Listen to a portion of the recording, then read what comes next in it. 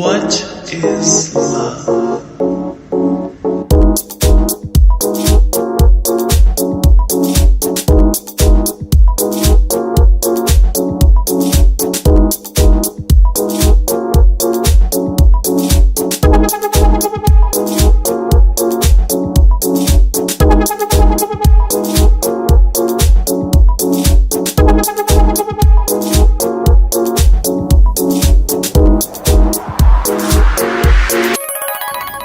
What is love?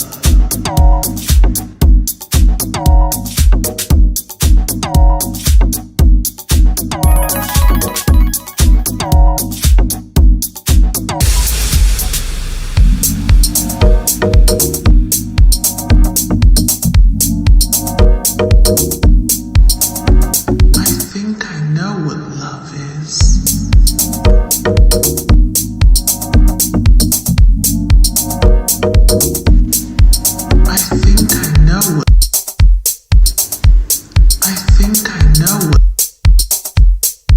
What is love?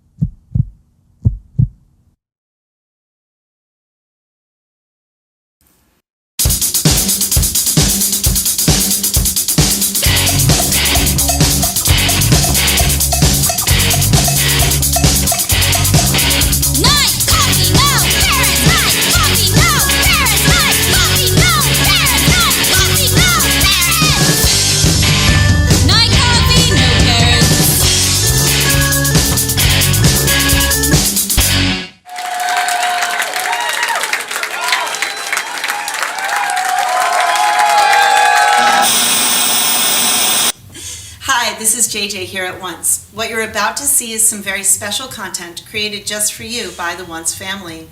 Art and community are our priorities here at Once. We'd rather be with you in person, but what we can do right now is create virtual experiences for us to all enjoy together. No, it's not the same as being at a live show, but that doesn't mean that it's not a way to enjoy each other's company and entertainment. So, without further ado, a few house notes. The bathrooms are in the back, on the left. No flash photography, please. And as always, no crowd surfing. Enjoy the show.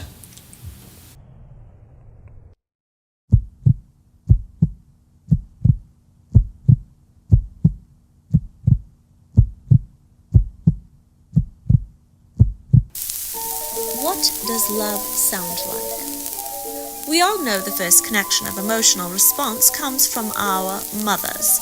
Newborn babies recognize their mothers' voices. Studies have shown oral feeding skills in prematurely born babies improved when a recording of their mother's voices was played.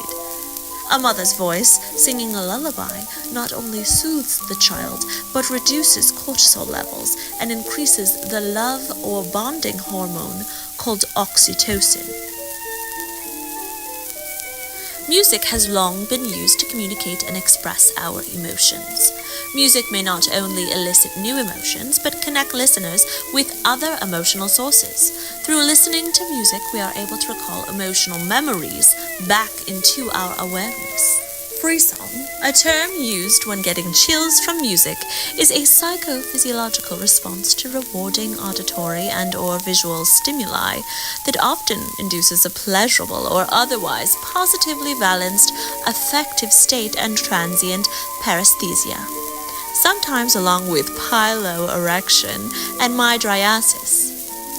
Frisson can also be a product of emotional contagion. within the context of music, such as tonality, rhythm, and lyrics that imply emotion, triggering similar emotions in the listener.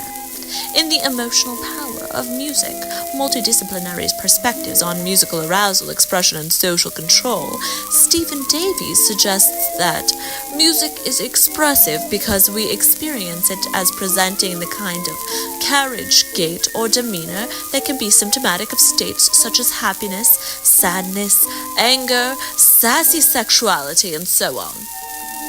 We now ask, can music sound like love?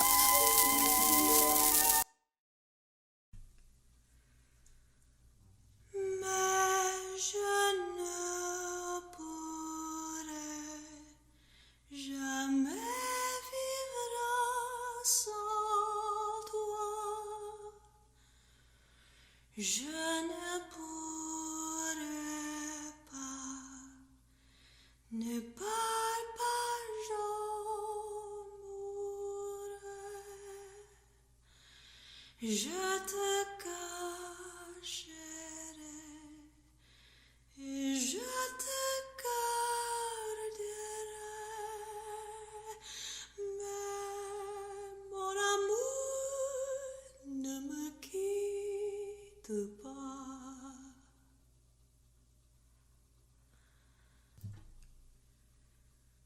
Je ne te quitterai pas.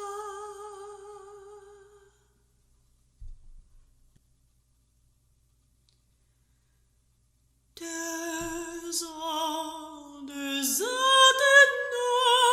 notre vie. 2 ans, non, je ne pourrais pas. 2 ans, 2 ans de notre vie. Mais mon amour ne me quitte pas.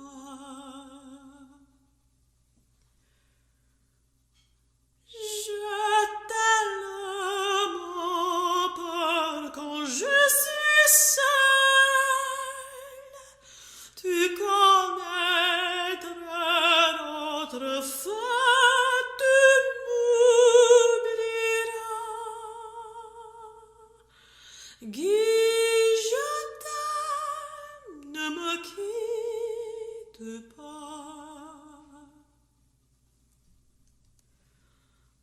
Mon amour, ne me laisse pas. Mon amour, ne me laisse pas. Mon amour, ne me laisse pas.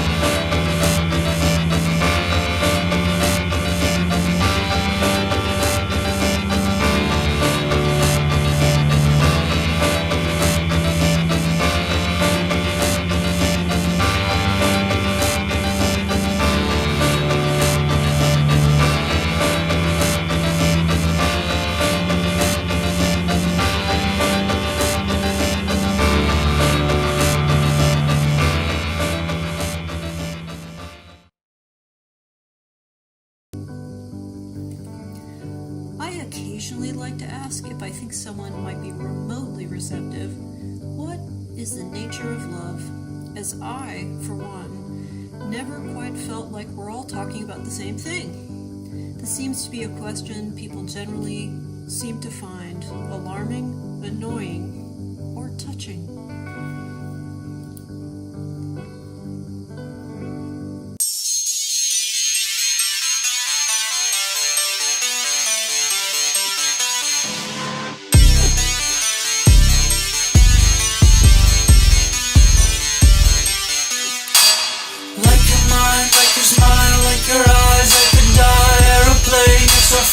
singing songs like Jeremiah. Party time, hop inside, we're so fly. Roller coaster ride, diamond bright, kiss me right, yeah, that's so nice. I like everything about you. I like everything about you. I like everything about you. I like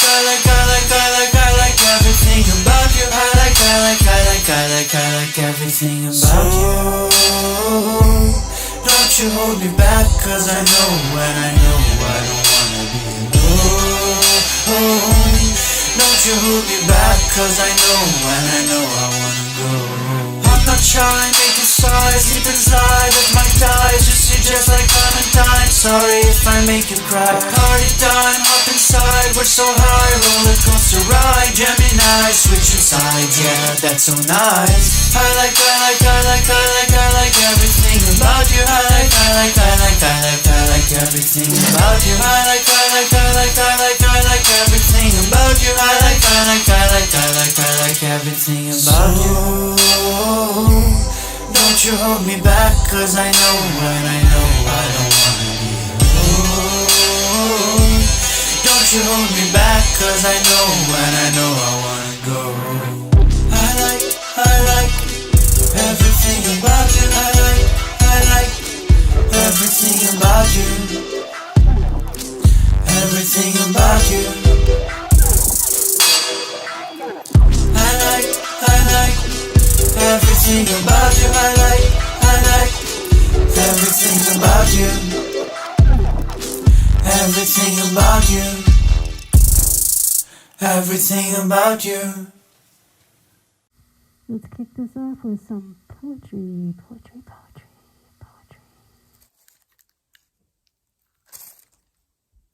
Oh, solo mio, I will always love you, crazy for you. Coy mistress, touch me once and you'll know it's true. How do I love thee?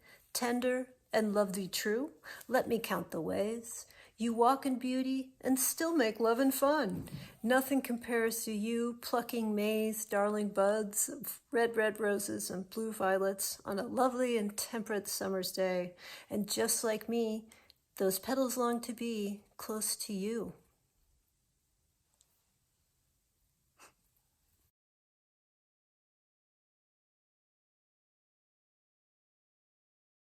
You getting hot? Yeah! You getting thirsty? Yeah! This is a job for Kool-Aid. Hey, Kool-Aid! Oh yeah! Crash, bang, boom, bop, Kool-Aid wipes out thirst for you. Oh yeah! Crash, bang, boom, with a big bright smile and a fun taste too. Oh yeah! Super taste. Your friend's cool. Our friend's Kool-Aid. Pan, pizza. Thank you. Good night. Whether salty, sweet, or savory, the flavor of love is different for everyone. Never did a topic collide with all the senses more than the science of attraction concerning taste. We've talked about how smell, sound, and sight affect attraction, but we can consider taste in two different ways for the purposes of this experience. Taste as it pertains to a personal preference or inclination, and the science of how taste through perception of flavor can be considered as sexual enhancement. Let's start with the latter. The Oxford Dictionary defines aphrodisiac as a food, drink, or drug that arouses sexual desire. The word comes from the Greek goddess of love, Aphrodite. There have been many types of aphrodisiacs throughout history, but here are some of our choice favorites. The Stone Age. According to Ashok Kumar Panda, a senior research officer at the Ayurveda Regional Research Institute, the first known aphrodisiac was body odor. In the 8th century BC, the sucking fish, or remora, was mixed into potions sold in Roman markets and was said to induce passion. Ancient Egyptians smeared a crocodile heart mixture on the penis. 2nd century AD, cobra was consumed by the Cantonese to enhance their sex drive. The Renaissance period, carrots were believed to have had a stimulating effect on male potency. Also arugula and garlic. In the 20th century AD in China, dried seahorses are submerged in a bottle of alcohol for about a month and then consumed by men to promote virility.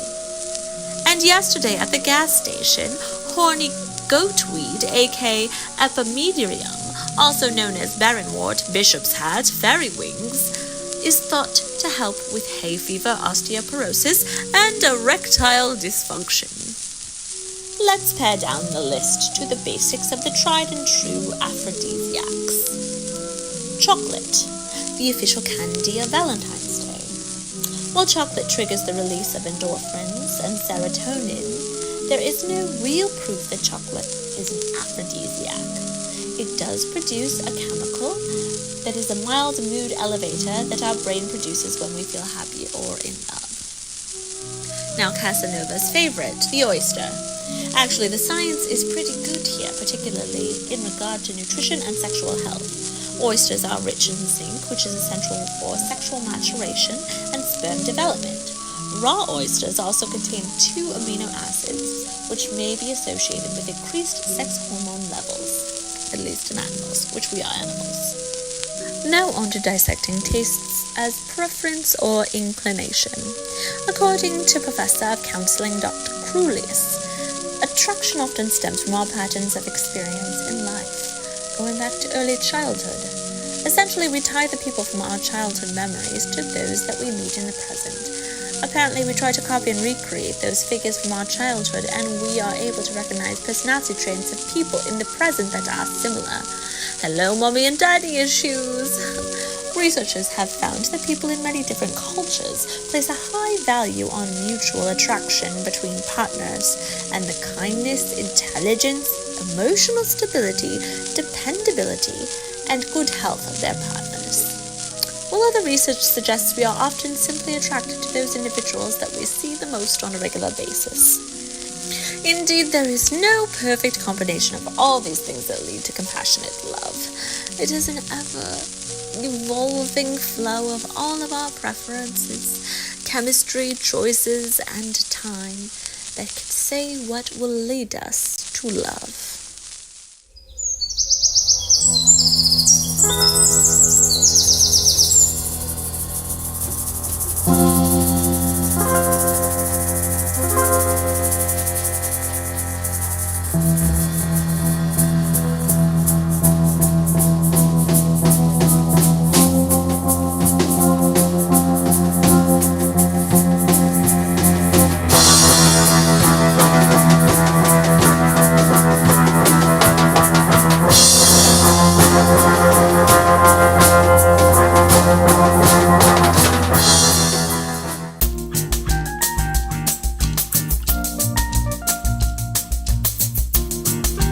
Hi everyone, and welcome to You've Got Great Taste.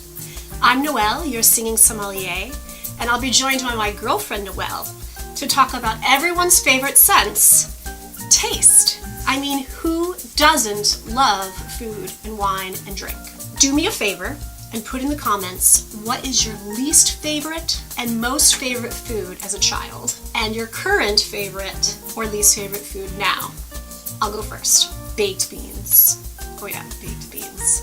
I remember crying and putting myself to bed because they were so disgusting. My parents were not good cooks. I'm sorry, Mom and Dad. It was pretty rough, but my most favorite was probably McDonald's French fries. Yeah, who doesn't love McDonald's French fries? At least when you're a child. My least favorite food now, I would say bone marrow. There's just a textural, globular, fatty thing that I have a really hard time with, but a lot of people enjoy it. You can also make these drink luges out of the bone marrow, and then you can put any kind of libation, pour it down into your throat, which is actually pretty fun, but still bone marrow itself is very weird. My most favorite, food, wine, beverage of all things is, of course, wine. I love all different styles and varieties, and Noelle and I are going to be here to talk about that with you today. And it's Valentine's Day, so we have a special meal, and she should be arriving any minute. In fact, she's just getting out of work, and I see her coming now. Hi, Anne. Hi, baby. Missed you. Hi, everyone. Sorry I'm a little late. What are we eating and drinking? This looks good. Oh, we got some takeout from one of our fave spots. Cyan Ginger, and a little bit of little special wine, the 2010 Vietti Barolo Castiglione. Nice. Ooh, this is really good. You've got great taste. May I? Yes, please. Go for it. And so, Noelle, tell me, we're here to talk about taste, flavor, and I was wondering what your opinion is on this topic. I find the topic quite fascinating, actually. There's 5 sensory characteristics on the tongue. So it's bitter, salty, sour, sweet, and then umami as well. Consider the tongue almost like a Sigourney Weaver, Zool, like gatekeeper to taste, because there's actual taste receptors in your gut and your pancreas. Now, granted, they don't provide as much like taste sensation. I believe they only recognize bitter and sweet, kind of like my life. They do recognize, how full you are. They can recognize how nutritious the food is and like hormone regulation and stuff. So yeah, I think there's just like another aspect to not just think of the tongue, but like actually the full body, the gut and the pancreas, which I find cool. Oh wow, neat. I can completely see how the gut would be involved with tastes and even potentially cravings. It obviously impacts mood. I mean, who hasn't gotten hangry at some point or another, right? Totally, I know, it's so funny. It's true. Oh man, this wine is great. Thanks. Yeah, it's super special to me. So before we talk about it, can you give us the breakdown of how to taste wine? And do you find those 5 different characters of the taste on the tongue, can you find them in wine? Yeah, absolutely. You totally can. I mean, when you talk about wine and you talk about the structure of wine, we are basically breaking it down into those taste categories. So we identify bitterness, we identify sweetness, acidity, which can be attributed to sourness. And the bitterness is also very much involved with the tannins of the wine, so like the skins or the seeds from the grapes, etc. But in tasting wine, you're breaking it down even more specifically. So you're talking about like the fruit character. Is it blackberry versus strawberry, or is it citrus? And if it is citrus, is it like a lemon curd, or is it like a grapefruit rind? You really start to break it down into what type of fruit you're trying. And the same with like a kind of herbal note, like a little bit more savory quality, would be very much linked to the umami character that you find on your tongue. So yeah, absolutely. Very much linked to your taste buds and like those classic receptors, but you're super analyzing it, really, really breaking it down at this point. So, oh man, I love it. I smell mushrooms. And definitely earth. Blackberries. Wow, look at you go. It's almost like we share the same palate. It feels comfy. It feels like a reassurance, like a touch of hope, like I'm being hugged from the inside. But it also makes me feel kind of sad and happy at the same time. Does that make sense to you? I think that taste can absolutely elicit an emotional response. I think it can often be related to memory as well. Let's say you're hanging out at a chalet in the Loire Valley. You're going to have this amazing experience. You're drinking wine on the premise, right? But then you bring it home and you're going to open up that wine. Oftentimes you're going to invoke that same excitement or that same kind of feeling because it's going to bring you back to that place. Or you can be bitterly disappointed because it doesn't live up to the experience, I liken to compare the saltiness to tears or licking your lover's salty skin. It absolutely seems linked to emotions because food and wine is linked to creativity and passion. Oh man, definitely. I can completely liken like an Amaro or a Canato to like the bitter sailor's wife who's just been perpetually waiting, or a jaded lover, It's got this mixture of like the supreme bitterness, but then also a touch of sweetness. There's like a little touch of hope there, but yeah, I totally get what you're saying. Well, this is sounding quite romantic. Well, it is Valentine's Day. Yes, this wine feels so well crafted. Like, I feel so nourished and taken care of. Well, you know what Whitney Houston said. Learning to love yourself, it is the greatest love of all. Woo! Oh, baby! Well said! Cheers! Cheers to you, my no-no. This is actually reminding me of an article that I was reading in the Village Voice about this scientist, Sandra Barrett, who's a microbiologist. And she had the idea to analyze wines under the microscope and to look at their molecular structure.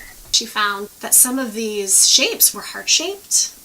They were emerald or even dragonfly-shaped. It was really weird. It was cool. And that if the wine was grown in certain conditions, if it was also based on the energy of the people making the wine, on the people tending the vines, because there's already, I mean, the world is energy, right? So could there be an actual energy transfer between the plants and the humans and vice versa? But an example that she gave was, you know, like this kind of gruff winemaker who was really aggressive and like angry, she said. His wines ended up being really, really nervy and packed a literal punch. And then she also talked about this winery called Quintessa, which is in Rutherford in Napa. And those wines were definitely more softer and supple and come from a completely biodynamic vineyard. And that was the place where she found like the little heart-shaped, prismatic molecules. So I don't know. I find it pretty cool. It's really fascinating. And I love this. I totally believe it. And it makes so much sense. You know, the land is being cared for so tenderly, and I can see that the plants appreciate it and therefore make more incredible wine. I mean, it's like the ultimate synesthesia moment. Let us know if whatever you're eating and drinking ever elicits strong emotions for you. Like that rat in Ratatouille. The range of senses used in wine and food is amazing. Sight, sound, aroma, taste, textures, and emotion. If you think about it, taste is truly the only sense that captures them all. And with that, we part with you. Remember to take your time and ponder with whatever you're eating or drinking, especially during quarantine. And I always highly recommend sharing some wine or food with those you love. It's good for you, especially when you literally share the same brain. I'm Noelle. And I'm Noelle. Thanks for spending a part of your evening with us. It means you have great taste. Good night. Good night.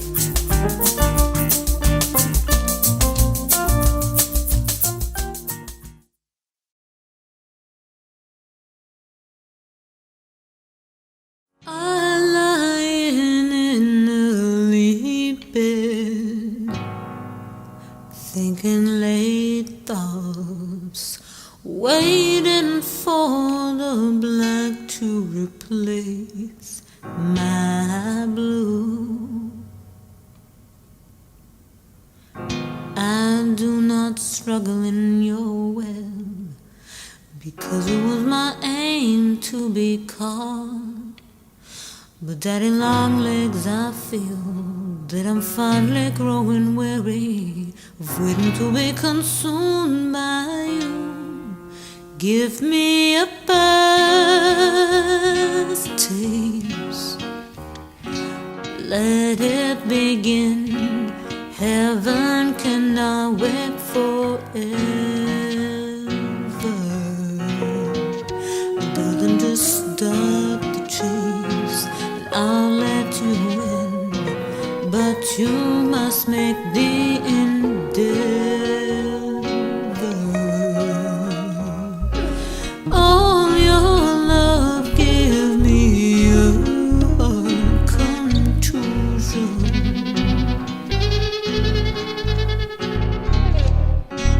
Dodge your breezes, fill my skin with sordid red. Your hungry flood borders intrusion, and I'm building memories of things we have not said. is empty, not nearly my love. Not nearly my love, not nearly. Give me a first taste, let it begin. Heaven cannot wait forever. Darling, just stop the chase, and I'll let you win. But you must make the endeavor. The first taste, let it begin. Heaven cannot wait forever. Darling, just start the chase, and I'll let you win. But you must make the endeavor.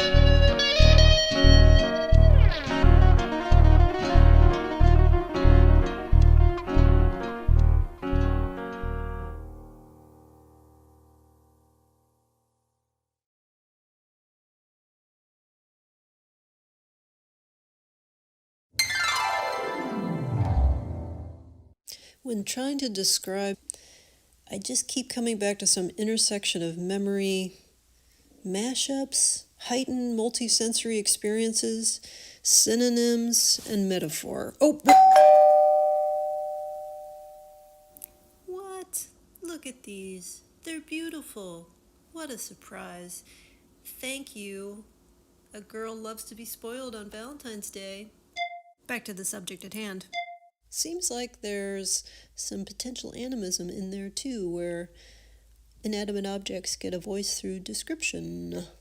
From the outside, synesthesia seems kind of cool in our constant longing to be able to describe things, which is so hard, language be damned. One way I've learned to concentrate when I go to lectures or readings is to try to imagine all the words coming out of the speaker's mouth as subtitles. This does help. I guess the next level would be to imagine touching those words. But beyond that, I think I'm out. I think that's as best I could do.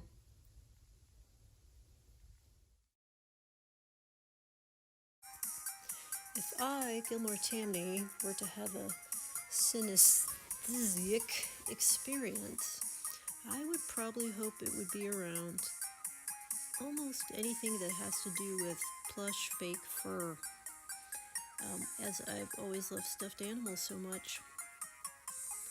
We'll see. Still time. Let us now investigate love at sight. When you first lay eyes upon a potential partner, you may be struck by how beautiful and sexy and attractive they are. But does this first encounter also induce the romantic emotions and tenderness of a long-term partner? When the brain first catches sight of this special someone, it will release a potent cocktail of dopamine, oxytocin, and adrenaline, causing intense elation and euphoria, not so different from the feeling of drug addiction. You can't get enough of them. You think of them all the time. And on top of these surges of longing, the brain is also attracted to this person, so much that it forgets they're a stranger and identifies them with certain characteristics that you find attractive, causing an emotional bonding. And all in the course of minutes or seconds of your first encounter. This is possible, scientifically speaking only, of course, because we want to reproduce, and this gets us there perhaps a bit quicker. Alas, we are wired for love, even at first sight, and are keenly on the lookout for those young and beautiful, for their genes. Which leads us to another interesting subject when it pertains to love at first sight, the attractive halo effect. This is a well-documented phenomenon in perception, whereby the attractiveness of a person also deems them to be evaluated as good and possessing those traits identified with being good, even if it's completely untrue. So it's making more sense that the long-term romantic feelings can be attributed to our first gazes when we are building our dream lovers. Research suggests that romantic relationships, both long and short-term, are based on idealization and positive illusions. So perhaps time is relative here, Einstein. Love at first sight, it seems, is not just sexual attraction, but intense feelings of romantic love, which can lead to long-term relationships, and in turn could progress to profound love. Studies have found that partners who fell in love at first sight entered into intimate relationships more quickly after they met and were less similar to their mates than those who had gradual relationships. This, however, did not necessarily lead to a low relationship quality, as the positive impact of the first impression can compensate for the superficial manner of choosing the partner. So, do you believe in love at first sight now, or should I walk by again?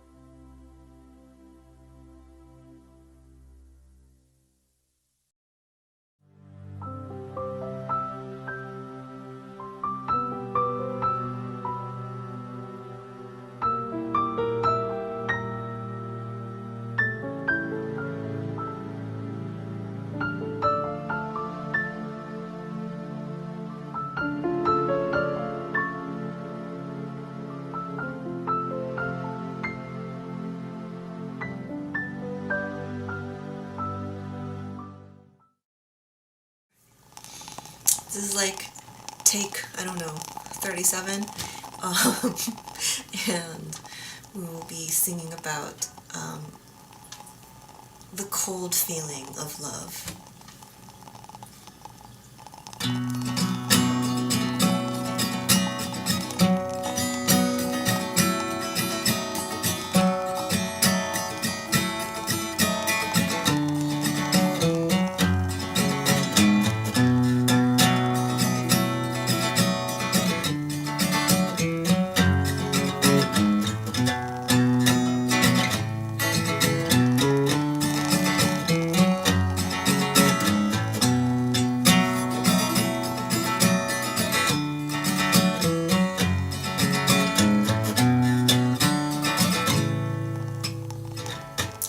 I'd say you make a perfect angel in the snow, all busted out in the way you are. You better stop before it goes too far. And don't you know that I love you? Sometimes I feel like only a cold, still life. I came down here to lay beside you.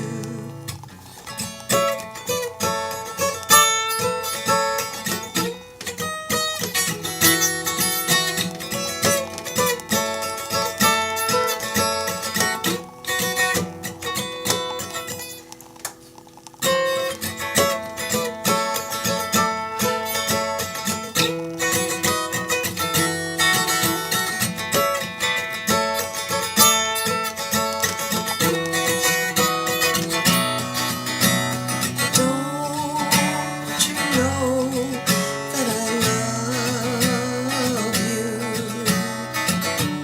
Sometimes I feel like only a cold, still life, only a frozen, still life that came down here to lay beside you.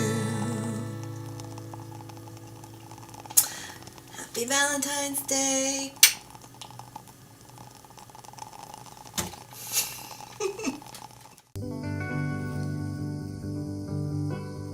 Whatever experience, wisdom, and insight I may or may not bring to the question of love, I'm out of my league. Everyone is. That's something to remember. Everyone, everywhere has something to contribute to the conversation. I cannot emphasize that enough, but nobody knows. If they say they do, you might want to check your wallet, literally or figuratively.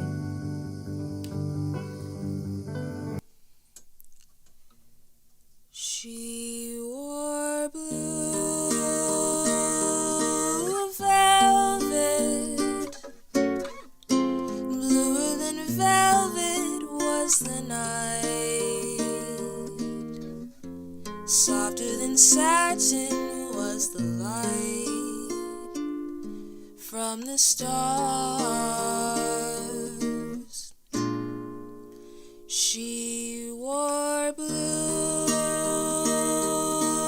velvet, bluer than velvet were her eyes,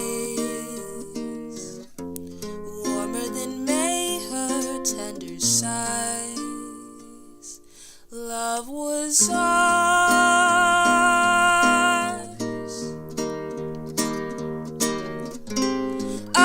a love I held tightly, feeling the rapture grow, like a flame burning brightly. But when when she left, gone was the glow of blue velvet. But in my heart there'll always be precious and warm a memory through the years, and I still can see blue velvet through years.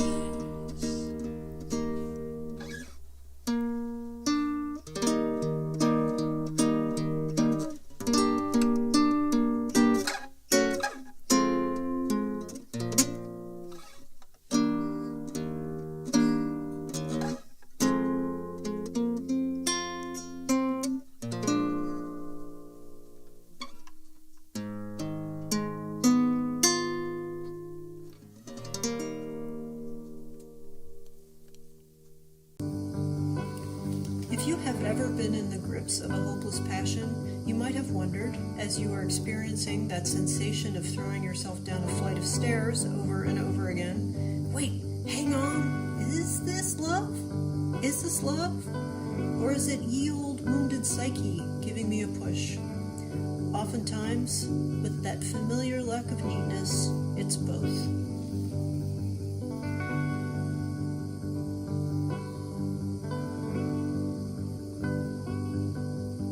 Where are our memories? What is it like to feel? If part of our brain is diseased, can we get away with removing it? We puncture a small hole in your inner upper thigh to access your femoral artery. From there, we thread a catheter up through this wide artery, snaking it through the aortic arch of your heart and into the internal cerebral artery, which then branches to the middle cerebral artery, which supplies blood to the lateral surface of your brain. We inject dye first to trace and visualize your unique anatomy and to ensure our treatment will reach the right spots in your cortex. Once the catheter is in place and we know what your vasculature looks like, we inject sodium amytal, sodium amylbarbital, serum into your internal carotid artery via your femoral artery, and you don't feel the effects until it hits your brain. We inject one side at a time, and the chemical knocks out targeted parts of your brain, essentially briefly puts it to sleep, so we can examine what you might be like if certain parts of your brain were removed. Your body is temporarily paralyzed on one side. The opposite side we inject as well. We put to sleep the hippocampus, where memory is consolidated, the amygdala, where emotion is initially processed, and Broca's area, the part of the frontal lobe that enables us to produce meaningful language. You have two of each on the left and right sides of your brain. In virtually all right-handers, the language-dominant hemisphere is the left side. In many left-handers, that's still the case. But for a small number of left-handers, language is housed in the right hemisphere. Even more rarely, we see language spread across both hemispheres. When we switch off these language centers, you can't produce language anymore. One patient we worked with was extremely interested in this phenomenon and wanted to see if he could continue singing as the words left. And he was. He was able to continue a rather atonal la, la, la, even as his words were gone. Sometimes we put the back of the brain to sleep, then we get a field cut, and you can't sense or perceive any information coming in from one side of your body. When we inject the middle part of your brain, you can sense information, but you won't consciously perceive it. You'll simply neglect all visual information from that side.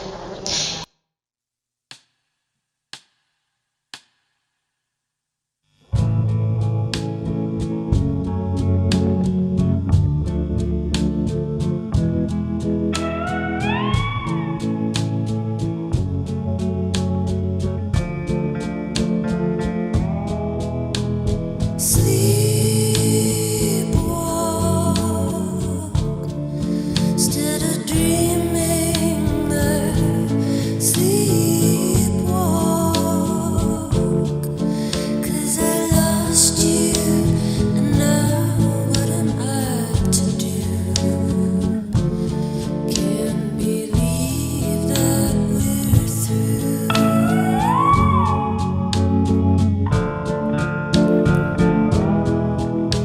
Sleep talk, 'cause I miss you. I sleep talk. The memory of you lingers like a song. Darling, I was so wrong.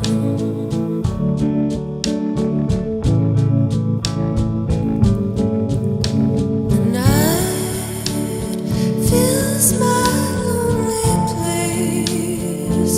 I see your face spin through my brain. No, I want you so. I still love you, and it drives me insane. Sleepwalk,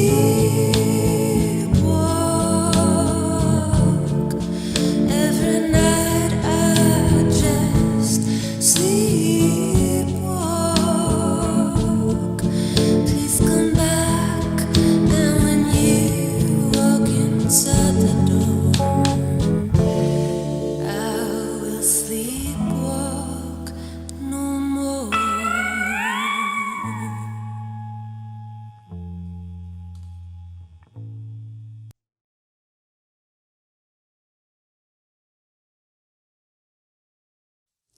You're home late and you smell of the music that you make. All my patience, all my love, well, it's now a mistake. It amounts to a lot, and it seems like I'm trying and you're not. So do something about me. Do something about me. Do something about me.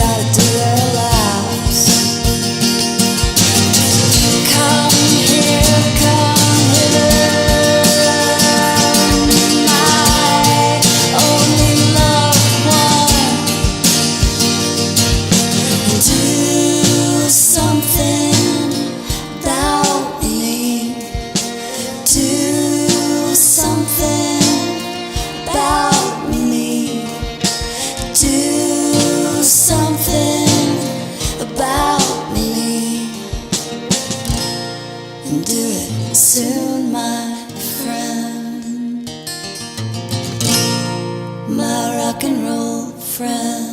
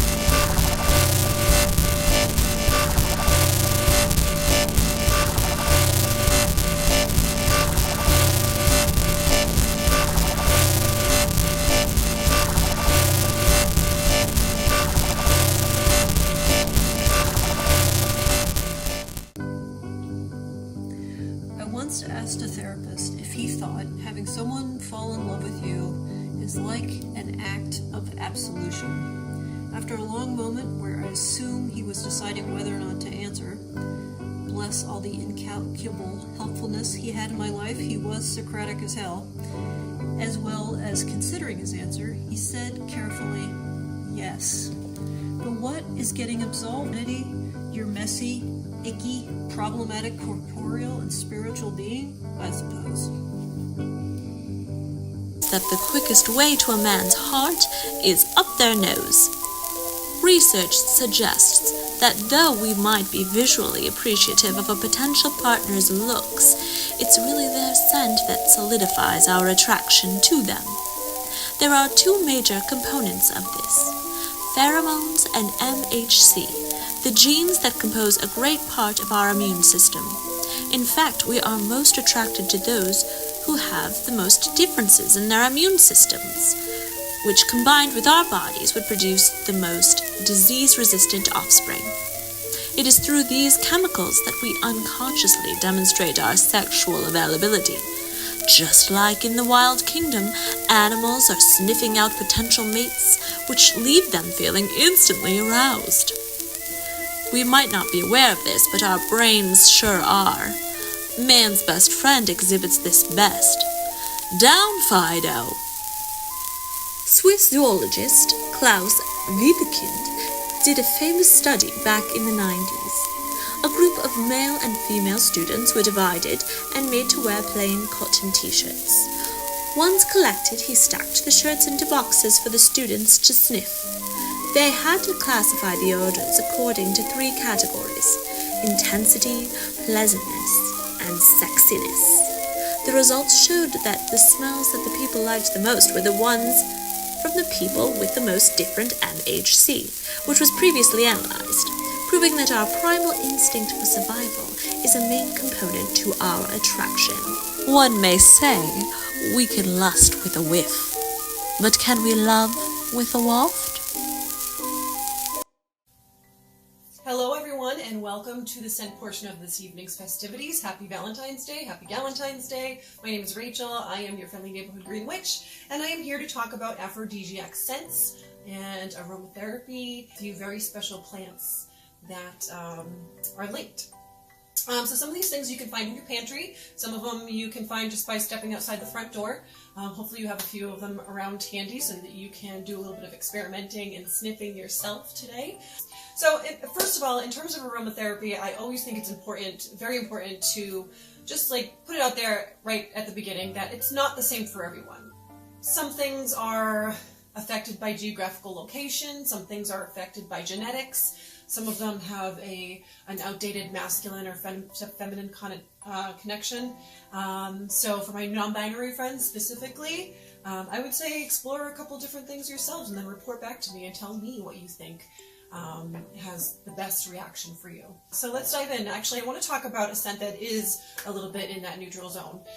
So we have this beautiful, really, really special plant that maybe you have heard of before, but it is called lavender. So I have a little bit of lavender here. Maybe you don't have it in your house just right at this very moment. Some people might have some, I don't know, maybe lavender tea handy that you can give a little sniff to. But lavender is, I mean, we all know that lavender has calming effects. It's good for, relaxing somebody before bedtime. It also, maybe some of you know that lavender is really handy in keeping the mosquitoes away on those hot summer months. But lavender also has the power of arousal. So relax and arouse. Let's think about that for a second. Maybe you want to set the mood, and those are two wonderful things to help you do that. I also want to talk about oranges. So these are some dried slices of orange. And orange is a really interesting plant as well. It's a fruit, obviously, we know that. There's studies that have shown that the orange effect on the human brain causes a sense of joy or happiness. But oranges definitely increase alertness by creating that sense of joy. And it helps a person be more sensitive to stimuli. We also have cinnamon, which we all know is a pretty powerful, well-known aphrodisiac, but not just to the taste. It also works for the smell too. What cinnamon is known for is to increase sexual function in aging individuals. So, whether it be, whether you're pushing 40, whether you're pushing 50, maybe you just need a little bit of pick-me-up, and to light a cinnamon-scented candle, which maybe you already know, but, maybe you didn't. That can definitely help you set the mood. Another one that might be a little surprising to some people, it is tree. And you think about this plant as being kind of like a holiday scent, and not holiday by the holiday of love that we're celebrating right now, but more like over the winter season. So you have a lot of evergreen scents. This is pine, and I got this just wildcrafted straight outside. I asked the tree before I took it, but pine also has the ability to help one create a romantic mood. And when you think about it, there's kind of a lot of babies that are conceived over the holiday season. So maybe it is all that, those evergreen candles and pine scented this and that's creating that. Another flower, just a little flower, jasmine.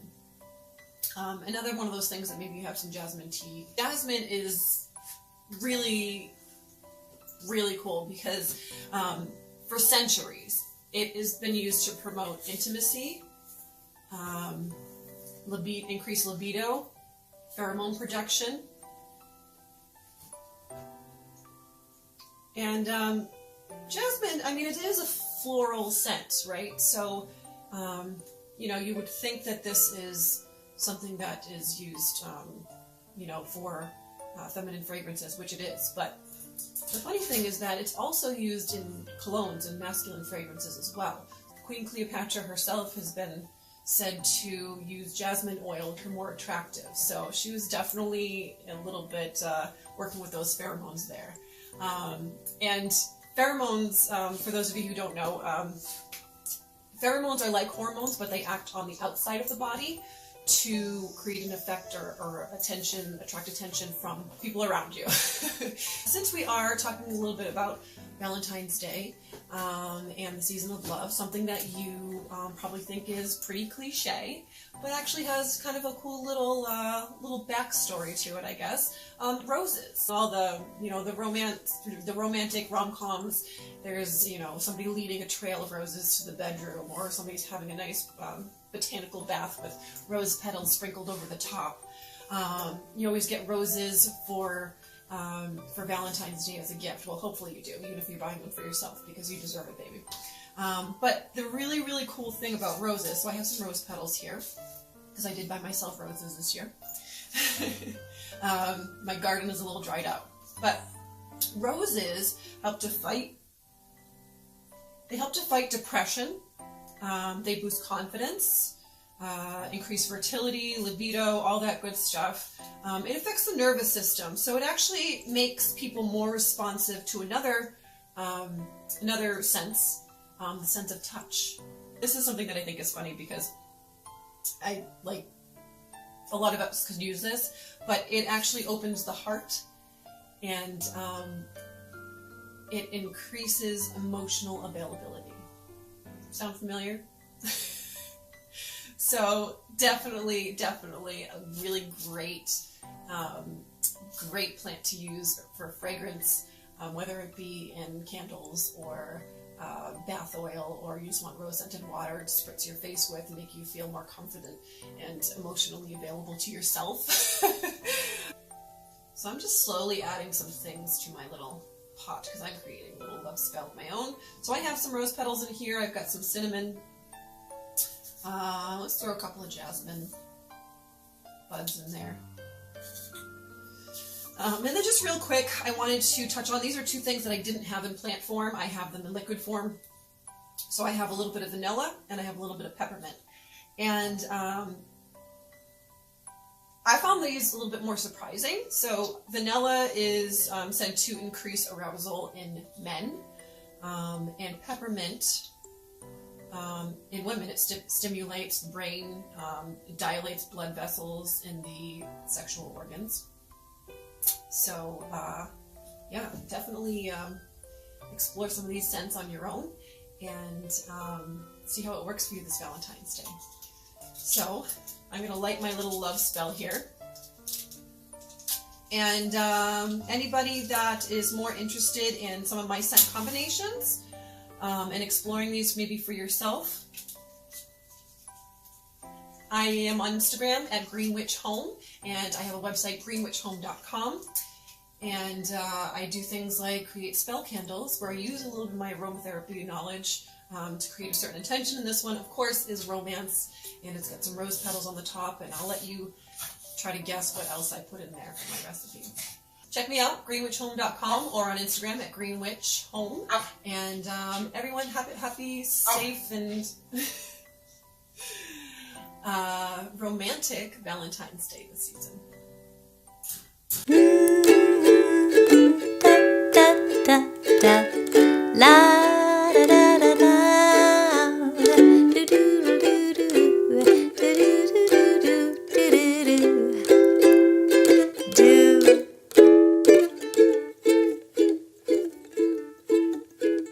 The night was mighty dark, so you could hardly see, for the moon refused to shine. Couples sitting underneath a willow tree, for love they pined. Little maid was mighty afraid of darkness, so she said, I think I'll go. The boy began to sigh, looked up at the sky, told the moon his little song of woe. Oh, shine on, harvest moon, up in the sky. I ain't had no lovin' since April, January, June, or July.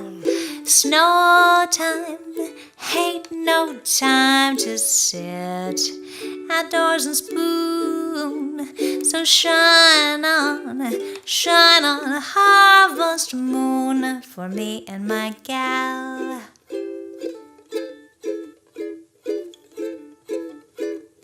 Fancy why the boy should sigh when by his side is the girl he loves so true. All he has to say is, won't you be my bride, for I love you. Why should I be telling you the secret when you know that you can guess? Harvest moon will smile, shine on all the while, if the little girl should answer yes. So shine on, harvest harvest moon up in the sky. I ain't had no lovin' since April, January, June, or July. There's no time, ain't no time to sit outdoors and spoon. So shine on, harvest moon for me and my gal. Doo-doo-doo-doo, la-da-da-da-da, wa-da-da, ooh, ooh, April, January, June, or July. Snow time, ain't no time to sit outdoors and spoon. So shine on, harvest moon for me and my gal. Oh. We know this. Love grows and dies. Love works insidiously, or clobbers. It can't abide. Love is a misery, a treasure, a triumph, a way out, the only reason to go on, and the biggest pain in the ass conceivable. Oh, touch. The first of our senses to develop in which we use communication. A 2009 study by DePaul University determined that we indeed can impart and interpret emotional content via our touch. In the study, the blindfolded participants were able to communicate 8 distinct emotions: anger, fear, disgust, love, gratitude, sympathy, happiness, and sadness, with accuracy rates as high as 78%. In yet another study, the observation and self-reporting analysis of couples indicated that the amount of touching rises in the beginning of the relationship, peaks somewhere in early marriage, and then tapers off. Also, the amount of touching adjusts to one another's habits in long-term relationships, whereby the 1-to-1 ratio rule comes into effect. Relationship satisfaction is indicated not by how often your partner touches you, but how often they reciprocate in response to your touch. The stronger the reciprocity, the more likely someone reported emotional intimacy and satisfaction with the relationship. When the communication of touch is love, it stimulates the release of the cuddle hormone, oxytocin, which enhances the sense of trust and attachment. You can't touch without being touched, and both participants benefit from the same physiological consequences. This is also true of self-massage. Evidence supports the idea that it is effective and has been shown to slow the heart rate and lower the level of stress hormone cortisol. The cuddle hormone can have extraordinary and lasting effects on our emotional and mental well-being, and there is no greater evidence of this than with our relationships to our pets. When we cuddle our pets, oxytocin is released naturally from the brain into the blood. Oxytocin promotes feelings of trust and generosity, which is why we love cuddling our pets so much. It also helps us to understand the strength of our bonds with our pets, which we often see as equal to those with humans. Beyond cuddling our pets, oxytocin plays a major part in many of our other life processes. As with pets, the chemical is released in our human relationships, acting in a similar way and promoting feelings of contentment and love.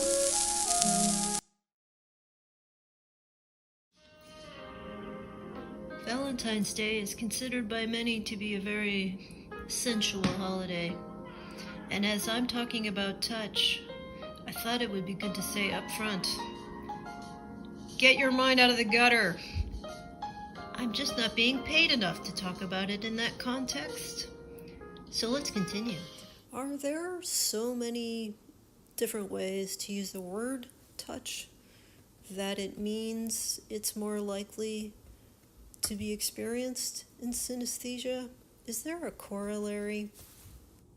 Touched by God, angels, heaven. Touchdown. A plane touches down. Just looking for some touch. A Midas touch, soft touch, touched in the head, to be touched for £1 or $1, finishing touches, and as Sherlock Holmes said, going undercover in a blackmailer's house and wooing a simple but comely maid for information, ... Touch my heart. And I'm probably forgetting some. Okay, I don't want to be competitive here between the senses, but let me just say, if you said you had smelled God or you had tasted God, well, both those things would be kind of weird. But if you said you'd heard God, okay, that's really valid. And then so is, of course, saying you'd seen God. But let me tell you, I think you'd feel closest to the divine if you'd said you touched God, right?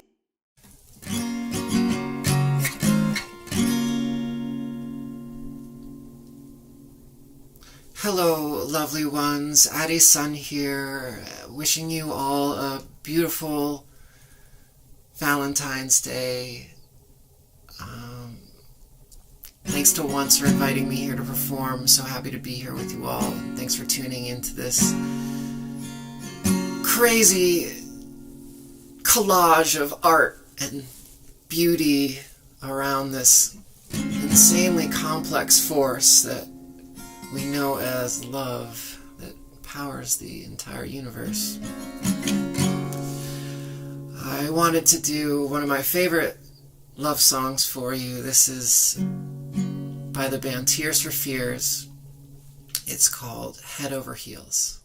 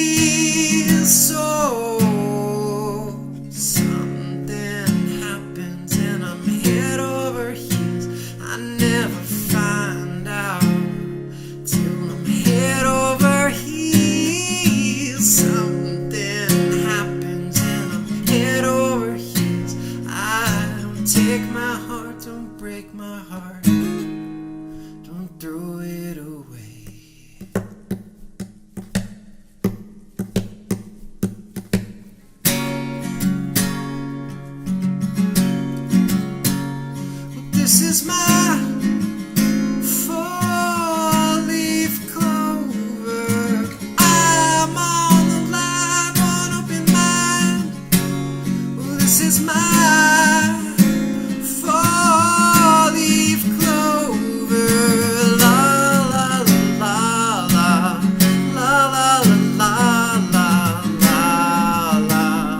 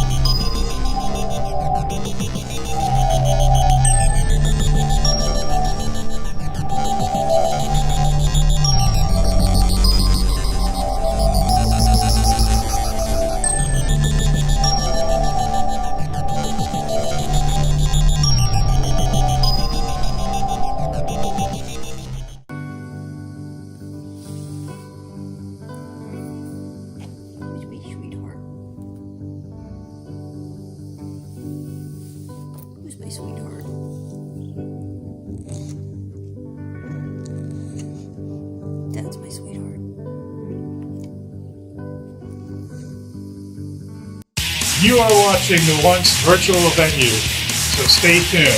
From the boys to grub sweating beers.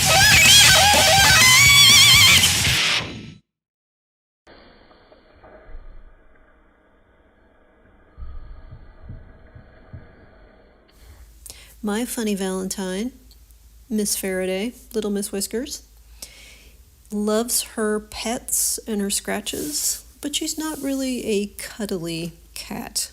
She did start purring about 6 months into arriving chez Gilmore, which was a thrill, let me tell you. But there's not a lot of croodling. But I will say she is what is known as an affection eater. So to get her on the on-ramp to eating, we usually run over to her bowl. Why we're running, I don't know, but we do.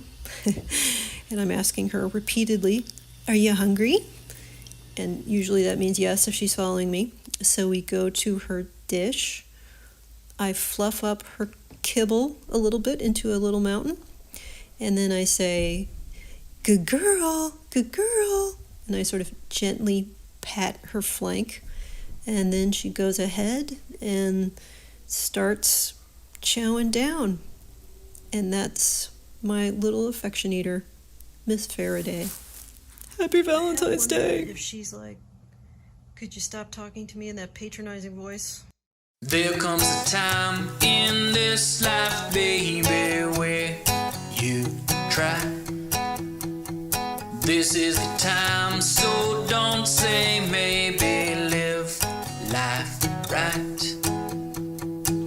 Lived alone for a long time, baby. I know you can tell it lately. I lived alone, and I'm tired. All I want is something real, something I can sink my teeth on. Every time I see you there, try and write you a quirky little love song.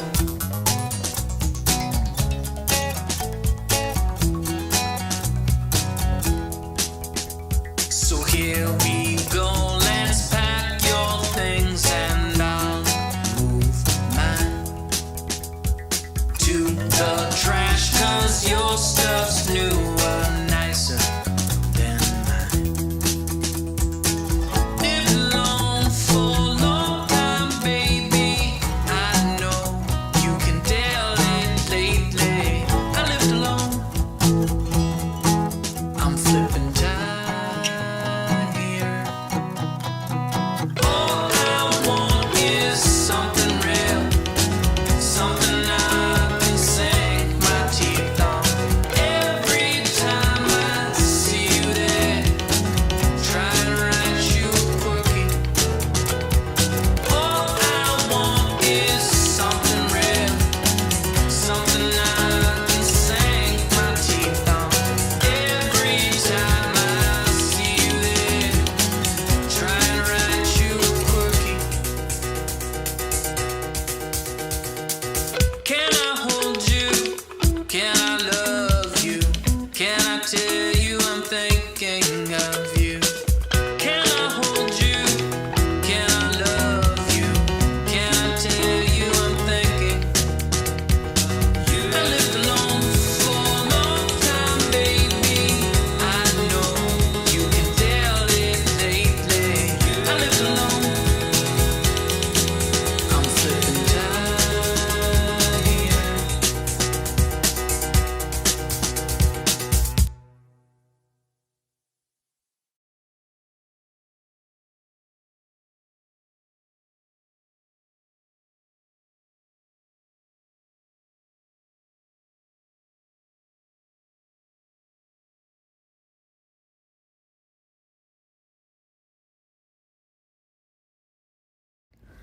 We'll be going live with Meredith Goldstein of the Boston Globe's Love Letters in just a moment.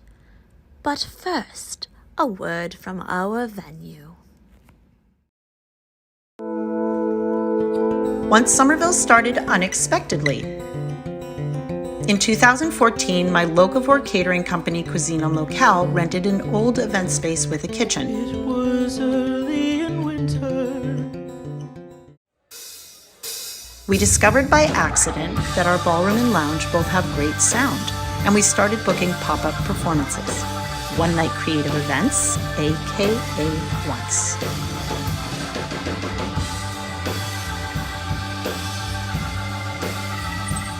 In short time, we were operating as a 2-room, 411-person safe and inclusive venue.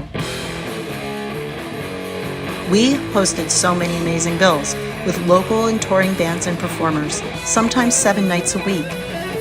We worked hard to make the best experiences we could, and our friends kept showing up and bringing their friends.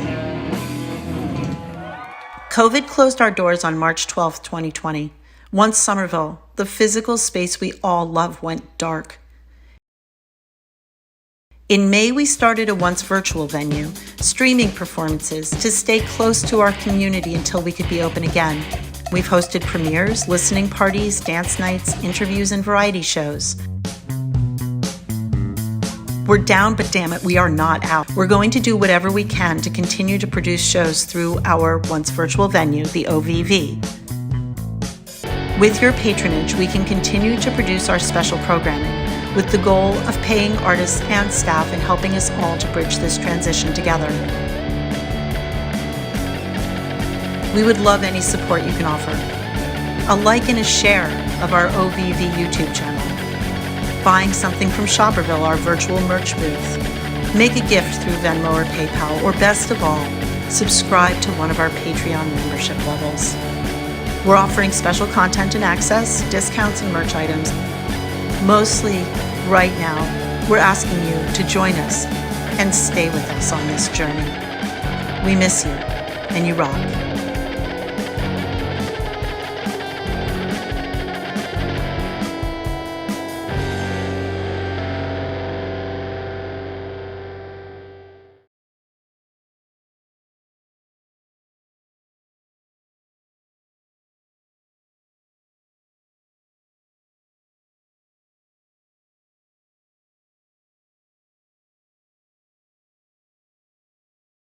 Hello.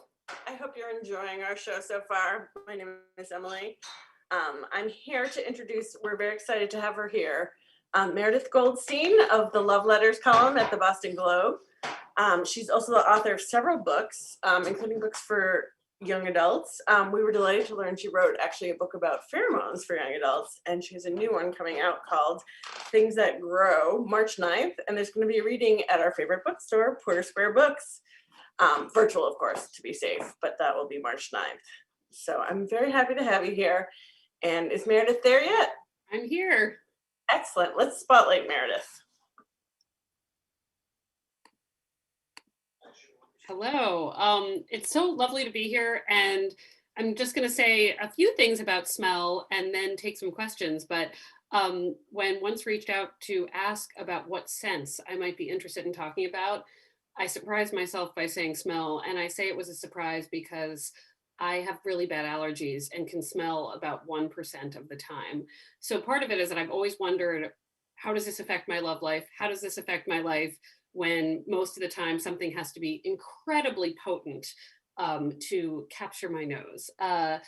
And before I tell the story, I just want to say that this might be the best Valentine's Day I've ever had. I just want to thank all of the artists who contributed to this evening and to the venue. I am so desperate to be back in person, but it's cheesy to say I've laughed and cried, but I literally laughed and cried, so way to go. And I feel like all my senses have been completely touched, so overwhelmingly so. So I've worked for the Globe for more years than I'd like to say, and I've written the Love Advice column for 12 years.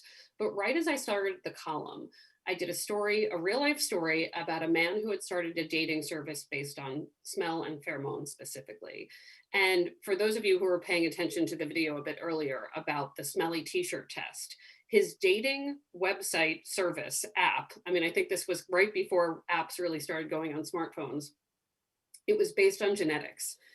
This might seem not a big deal to everyone that anything would be based on genetics right now, but keep in mind this was before 23andMe and before people were used to just handing off their DNA to, find out their own history. So this man was starting a service where people gave a DNA sample and you paid thousands of dollars, literally, like in some cases close to $3,000 to get this test done. And then instead of being given a sampling of people to date that were just anybody, you would be given the people who had the opposing MHC information. And for those of you who've already forgotten the video, basically this is all based on a study called the smelly t-shirt test, which is when they gave women smelly t-shirts worn by men, and they never quite dictate whether these women were straight women. They were handed t-shirts worn by men, and they were told to say, what t-shirt smells the best to you? In just about every case, the woman chose the t-shirt worn by the man who had the opposite genetic information, which to me is kind of a very upsetting thing, because it suggests that we enjoy the smell of someone with whom we're meant to breed. This is not a very romantic thought. It's not a thought as a woman I really enjoy thinking about, but without any other sense, that's what they chose. You know, I've asked a lot of scientists since then, does this hold true, you know, for all the time? This was a pretty narrow focus test, but this man in Boston wanted to start this dating service, and he did.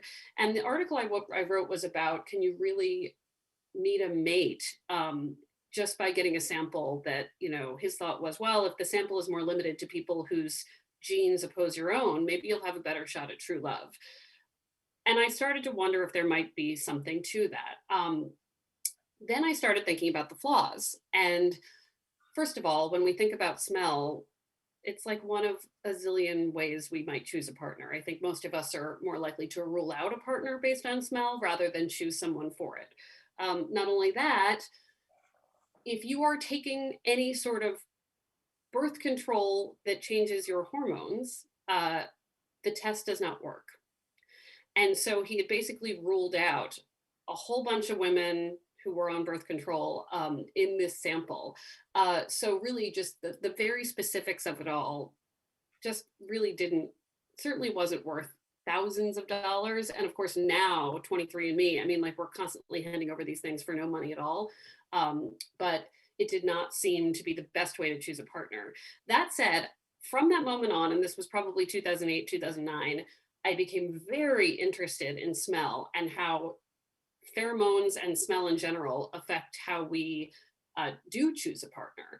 One of my favorite things that I've read is that there is a pheromone called Darcin, named after Darcy, as in Jane Austen, which is basically they tested mice, and when mice urinate, this is getting super romantic, so get ready, they emit a pheromone that jogs the memory of other mice. So basically, it's not so much that the pheromone is giving us a smell, it's jogging the memory of Master Darcy. Yes, that is exactly true, of a connection. So, you know, pheromones versus smell, you know, is a complicated distinction, but however much I tried to deny that smell has something to do with love, I get proven wrong. I think about this a lot during COVID, because so many of the people I know who've had COVID or come in contact with COVID have had a really difficult time smelling things. And when I think about quality of life, this is something I want for them to have back so much. They feel lucky to have healed, but I have a friend who will bake and she can't smell the way she used to. So also for me, as someone who never cooked, now when I cook at home alone, because I've been alone for a year, the smells of home are very important. The smell of something cooking is important. The smell of a candle might be important. Anything that makes me feel like I'm comforted and loved in this space, even if it's by myself. But when I started writing my first young adult book called Chemistry Lessons, and the chemistry refers to the chemistry of this kind of scent, I wrote a young woman who is about to go to MIT who uses this smelly t-shirt study to try to get an ex-boyfriend back.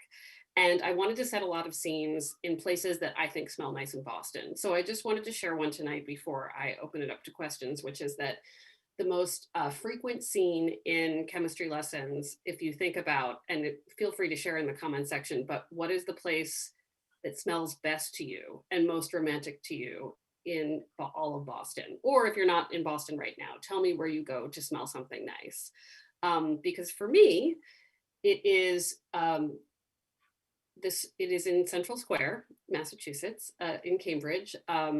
There is a candy company, Cambridge Brands, that makes Tootsie Rolls and Ginger Mints. And if you stand near it, right on Main Street in Cambridge, if you're standing in just the right place, you get a waft over your body of Tootsie Rolls, and on an exciting day, Junior Mints. And to me, it is the most romantic place in the city because who doesn't want to smell chocolate? It also feels like the air is just taken over your body. And I always recommend that on a first date, especially if it's a hot summer night, if you're walking around, you happen to stroll by, it will make you look very cool. And it is, to me, the thing I like to smell most. So, thinking about all these senses tonight, I was really moved by the moment where we were asked, if you've heard God, if you've seen God, if you've smelled God, if you've touched, all of these senses seem so important. But in this moment, it's so interesting to me how smell is making me feel closer to the rest of the world than almost anything else. And I am so ready to smell the inside of my friends' homes. And even somebody like me who doesn't smell very well, I think I smell more than I know. So, Brattle Bookstore, that's got a smell. The bakery on Prince Street, yes. What is so funny is the smell. If you put me blindfolded into a place and without sound, the place I would know that I was in without thinking about it is any cheesecake factory in the entire world. Every cheesecake factory smells pretty much the same. And it's, again, a very comforting scent. It sort of smells like salad dressing and cleaning fluid in a way that puts me at ease. Maybe not the most romantic smell, but nothing can beat Tootsie Rolls and Junior Mints. But yeah. So anyway, I would love to take questions. I have been spending a year doing an advice column that after last March became all about what we're dealing with right now. So if anybody has any questions about how we're getting weird or not, feel free to submit.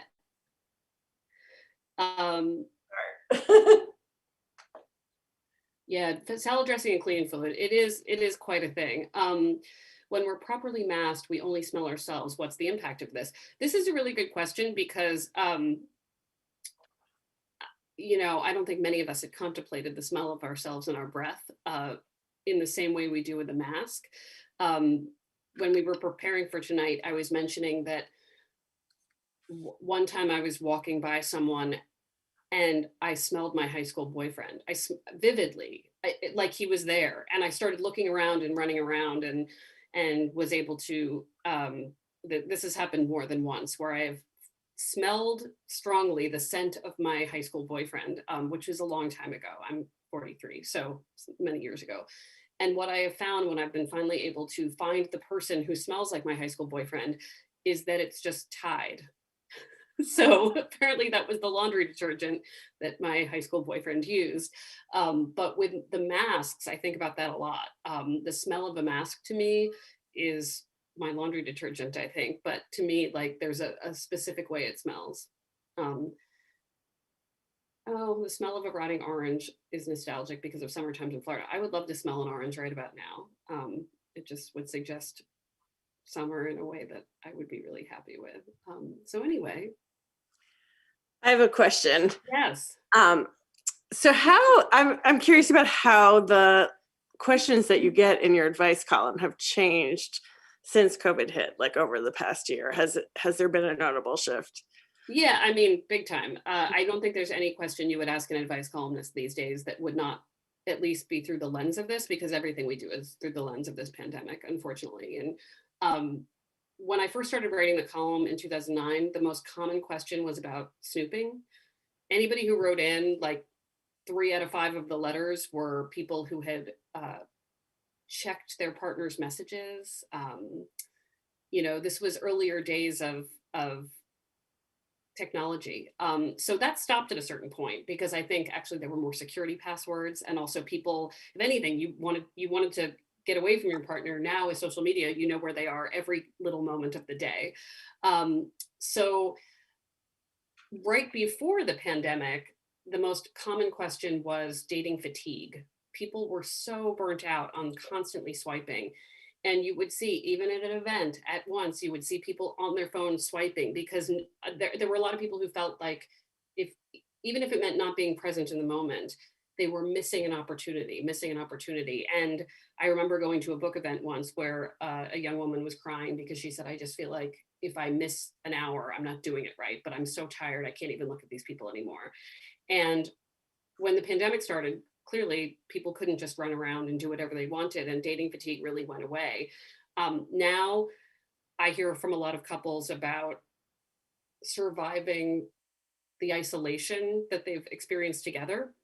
A lot of couples say, we're not good at this. What does this mean about us? And I tell them that no one was supposed to be good at this. Like no one signed up to partner with someone with this in mind. And I think the best relationships are supported by a network that is a great community. And if you lose that community in person, it can be really damaging. So that should make people feel better that they're not supposed. There were some couples I knew at the beginning of this that were like, we're ruling this, we can totally do this, but like that's actually not supposed to really be the case.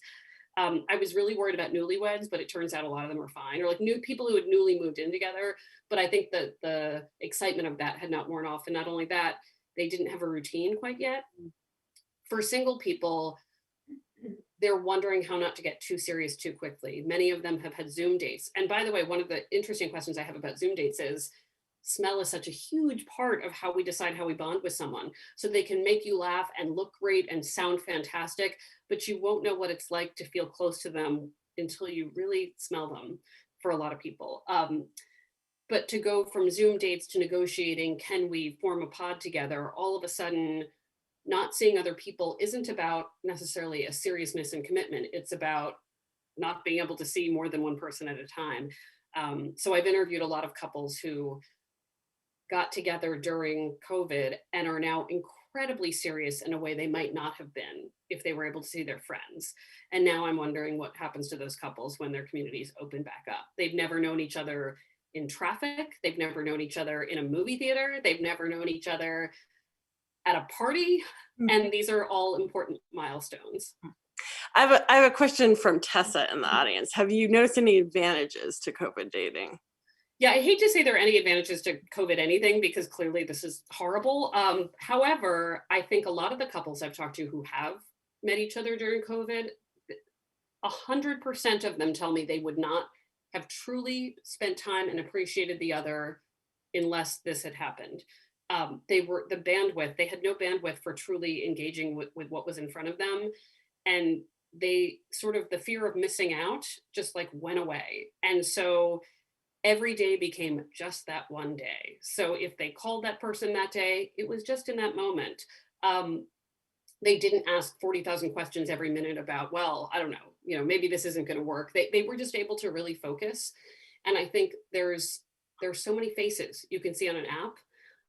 And I think instead of just continuing to search, when they found someone they liked, they stuck with it. Not only that, they all reported to me that they asked better questions and more serious questions up front. So they found themselves in very deep conversations over Zoom or FaceTime. They were better about talking about consent in all ways, because I think everybody's become better at truly negotiating boundaries. What makes you comfortable? Can I come over with or without a mask? If we want to be unmasked, what does that look like? Do we get tested? This is, there's a lot of times where I think, some people are catching up with everybody else with some of this language, right? But that was a huge bonus to this, of not feeling embarrassment about stating your needs. But I think there are a lot of couples I've talked to that just would not have found each other, would not have given each other the time, and would not have really talked about deep and important things. And it makes me happy that at least that has come out of it. So yeah, and I think people got really creative. When you can't go to all of these places, what do you do? And I interviewed one couple where a wonderful man, built an app so he could play a game with the person he was dating. And not everybody has the skills to do that. I certainly don't, but that's not something that would have happened in 2019. Reminds me of, I can't remember who wrote this article. I can't remember if it was like the New Yorker or what, but the article about how Groundhog Day, the movie, is a little like being in quarantine. Like you're, maybe you start out like with just a flurry of your energies going in every direction, but when you're really forced to stay in one place, you sort of can discover love. I feel Well, like one of the first movies that really hit me, I don't know if anybody else did, but when the pandemic first started, I got into a very strange horror film phase. I think, and somebody had written about how horror films became very comforting, I think, because, there was this thought of like, oh, at least it's not that. But I was like, watching The Babadook and all these horror movies and Ready or Not, which is absolutely one of my favorites. And every time I watched a horror movie, Deep Blue Sea, it's a shark movie. I have a friend who helped me. The one with Samuel L. Jackson, like six shark horror films, and I was like, you know what, I'm totally in. But once I got out of that phase and the pandemic became more of a lifestyle, I think that's when Palm Springs came out, which is a movie on Hulu that I might have liked before this, but it is a take on Groundhog Day. It is a relationship that grows in a repeated day, and I thought, I'm sure this was a movie that was supposed to come out in a theater, but wow, isn't it hitting me differently at home where every day is Tuesday. And even just this past week, I said, well, it's only January about 16 times, and was horrified to learn that it was February. And the fact that it was February didn't even come as a relief. It should have come as a relief that we're that much further in the year. But in fact, I was just, I think a lot of people have hit walls over the last 2 weeks, a new wall, because they're like walls have been hit. And this is, I think, seeing vaccines in the horizon is giving us permission to allow some of those feelings we compartmentalize to escape. And so it's been I think difficult for a lot of people, no matter what your experience is with this, because it's been a range. But the letters are, Love Letters is also a podcast, and I should say that the most honest, deepest stories I get are on the podcast, because people they'll talk for 2.5, 3 hours, and then I edit it into 20 minutes. But the stories they tell talk about to hear voices for me is so much more layered than a letter. And usually with the podcast, I have to pull, like a reporter, pull the stories out of people. But in quarantine and in this time where people are being so reflective about their lives and their wants, all I have to do is say, what's your story? And they tell me everything. So I think people are really thinking about how they want to be better after this, and what lessons they want to take with them. And some people who might not have admitted they want love. And some people who might have been waiting to leave a bad relationship are not going to wait any longer. And there's a statistic about divorce rates skyrocketing after something like this. And the more psychologists I talk to, they say it's not that this causes divorce, it's that people who might have wanted to do that anyway do it. And one sociologist told me that after natural disasters, and this doesn't quite fall into that, but it's a general category, she said, everybody does everything. They get married, they get divorced, they couple up, they break up, they have a baby, they don't have a baby. It's just anything that had been a long-term plan becomes short-term. That makes sense. Oh, here's a good question. This is from Rachel Berman, who's actually a neuroscientist. She collaborated on, I don't know if you remember the film with the video synthesis, where it was all very abstract. Oh, yeah, which like I was mesmerized. So yeah. Rachel asked, are there any patterns of the role of pheromones, how they play out in non-hetero attraction? That's a great question. So I won't pretend to know, but I will say that every time I would interview a scientist when I was working on chemistry lessons as a book about, well, was this studied in, like why are we talking about straight women in t-shirts worn by men? Like, what does it mean?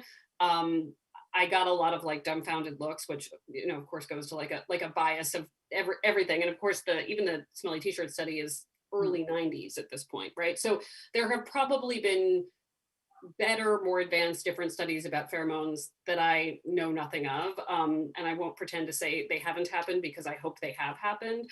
But it's an interesting thought. And it's also an interesting thought, I think, a lot about how, not just in other relationships and genders, but also, well, if you're on birth control and it works, it doesn't work. And if you're pregnant and you actually seek the opposite as a straight woman, all of these things suggest that these are very fluid pieces of data that change throughout the course of a life.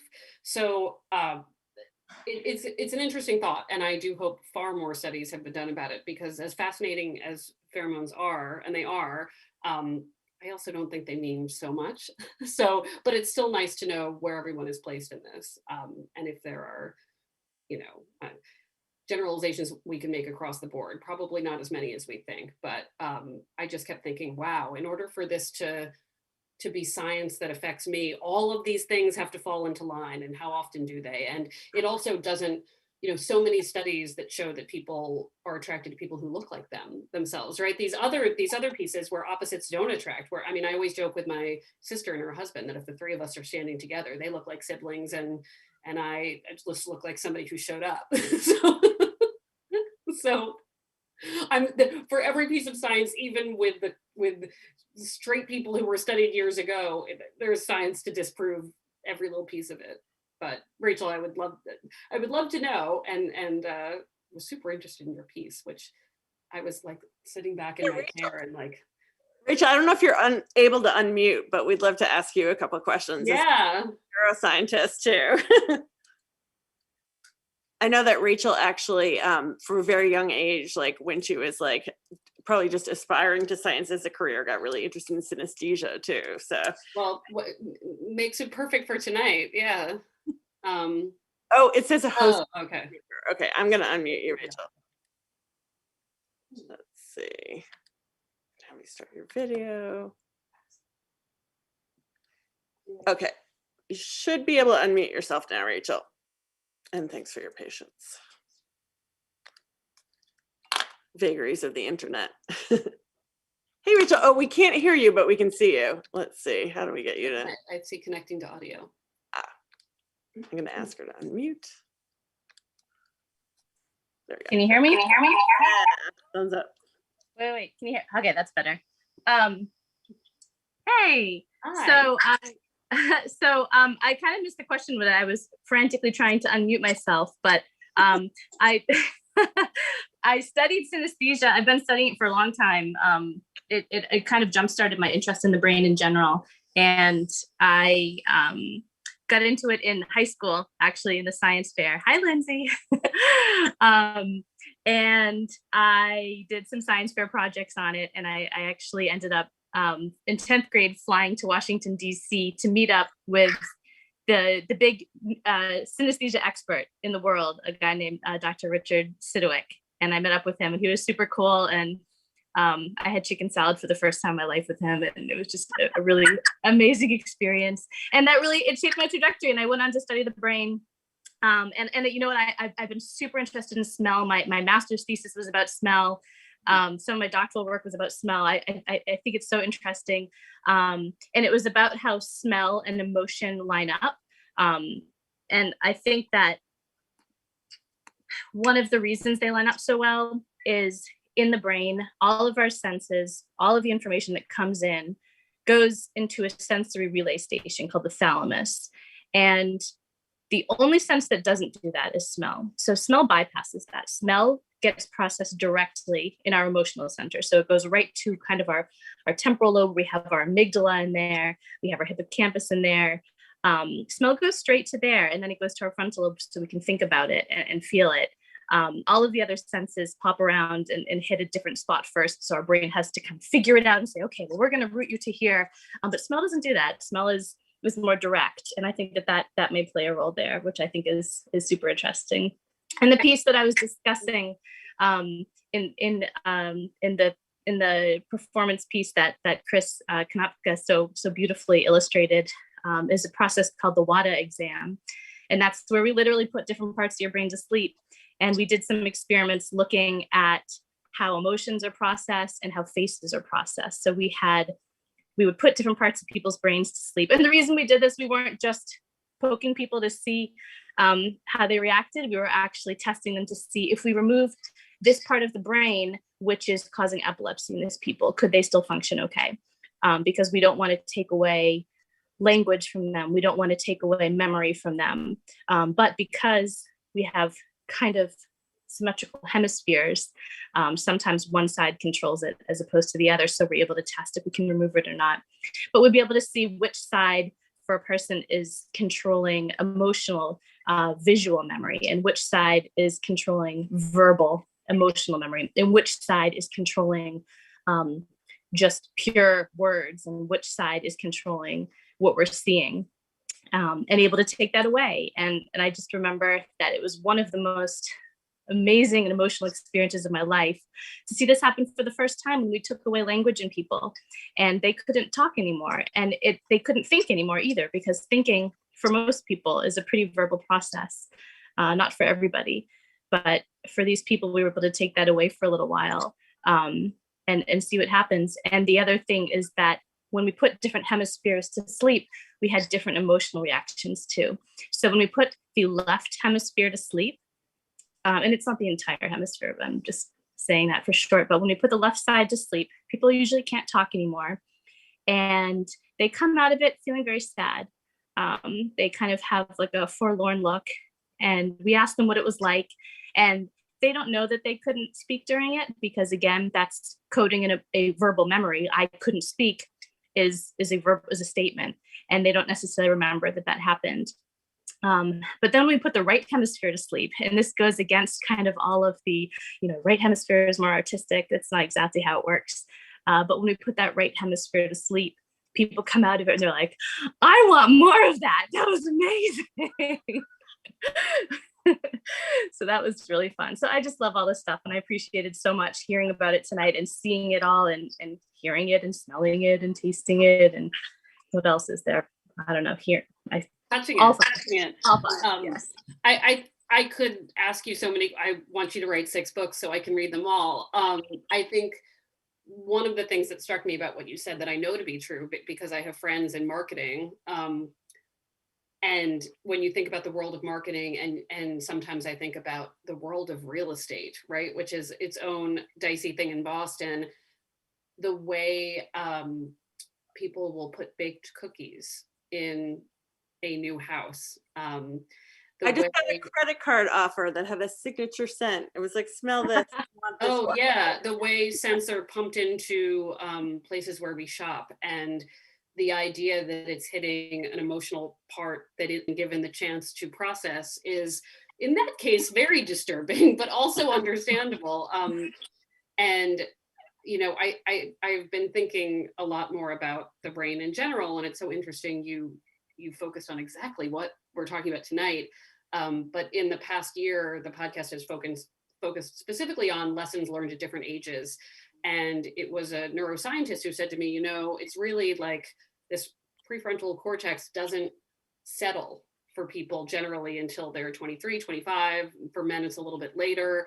And so risk is processed a little bit differently. And we interviewed people who were 16 to late 70s, and the lessons people learn after 28 seem to be different and not necessarily better. But when people were younger, sometimes they thought it was one lesson, and then it turned out it was a completely different relationship lesson. So it's also interesting to see how the brain grows, and I'm sure you know all about that as it. Yeah, it myelinates last. Yes, the frontal lobe is the part that gets myelinated, which means that it just gets insulated so that information can travel much more efficiently, much faster. And just briefly touching on kind of the cookies in the mall, and the credit cards and everything. A project that I did an experiment where I piped in different scents to 2 different groups of people. There's one room smelled like the beach, one room smelled like Christmas or the holidays, and a third room actually had no smell whatsoever. And I had people write about either a holiday memory or a summer beach memory or neutral memory. And then I used some linguistic pattern analysis to see the emotionality of the words that they were using to describe their memories. And we found a big effect where people who were in the rooms that smelled like holidays, when they started writing about the holidays, they used much more emotionally evocative words in that room when they had the smell matching it, as opposed to people who were writing about it in a room that smelled like the beach or like nothing at all. So we didn't see the same effect for people writing about summertime. It could have been because I used maybe it's just a less evocative smell. I used suntan lotion, and it was like a Bath and Body Works smell or Yankee Candle smell or something like that. But we did see a significant effect for the holiday one. So there's something special that was tying that smell to how we're recalling things and how we're feeling about it, and using recalling those memories in a more emotional way. Well, that's fascinating. I was one of the, some earlier in the night it was mentioned, the smell of, you know, baked goods and vanilla and food and men, and I wondered if you had any theories about sort of connecting food to sex. We're delicious. Those are delicious things. People are delicious. I've heard pumpkin pie for men too, not just vanilla, but sort of those warm, spicy, nice smells. For whatever reason, I think people want to smell edible. Fair enough. Well, can we invite our artists to unmute? I just want to say clap, clap, clap to everyone who contributed. Clap, clap, clap. Clap, clap, clap.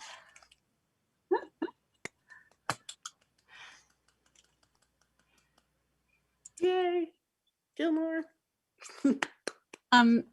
Thinking about smell, I came across something once that said, well, if you want to attract someone, you should wear a perfume that smells like bacon. But ultimately, in response to that, this writer pointed out that, well, you choose a scent that turns you on, like you put it on and you feel good, or it makes you remember something, or it evokes something for you, the wearer, that then enhances your personal experience. And then that in turn will probably enhance the environment, the engagement with another. And if it's bacon, then then it's bacon. But that stuck with me as, like, when it comes to scent, which is so deeply personal, and its relationship to attraction and what that means, make sure you're attracted to it first if you're going to be wearing it. Great point. And this is Alex and Olmsted, the people who brought us the beautiful puppets. Thank you, guys.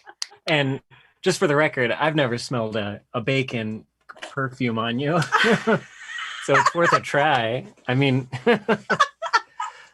I think it's always interesting, like with scents and attraction and everything, like, because you wear a few different perfumes, and none of which I had smelled before we met. So my only association is with that now unique smell, as opposed to smelling like, oh, it's my childhood laundry, I feel a connection to that person, or oh, I smell pine and like I love being outdoors.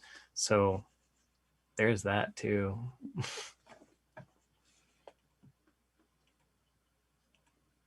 All right, any more questions from anyone or final comments? If not, we might be ready to roll the credits, but thank you so much everyone for coming. Thank you, Meredith. Thank you, everyone. I would try to list everyone, but I'm sure I would leave out one person, or it would be terrible. So instead, we'll let the credits tell you who performed tonight. But thank you to everyone who made like such lovely little art vignettes. It was really fun to be part of this, and yeah. Thanks, everybody. Thanks, everyone.